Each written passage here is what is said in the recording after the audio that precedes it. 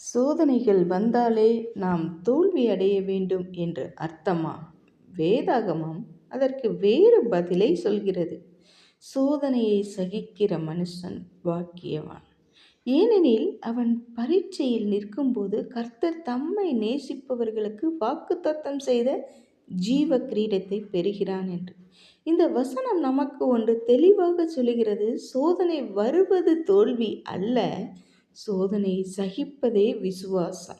சோதனைகள் நம்மை உடைக்க வருவதில்லை, நம்மை உருவாக்க வருகிறவை. நாம் தேவனை நேசித்து நிலைத்திருந்தால் இந்த உலகத்தில் மட்டுமல்ல, நித்திய ஜீவனின் கிரீடமே நமக்கு காத்திருக்கிறது. இன்று நீ சோதனையில் இருக்கிறாயா? விடாதே, தேவன் உன் முடிவை பார்த்து கொண்டிருக்கிறார். சகிப்பவன் பாக்கியவான். சோதனை உன்னை நிறுத்தாது, கிரீடம் உன்னை காத்திருக்கிறது. கர்த்தர் தாமே ஆசீர்வதிப்பாராக. ஆமென்.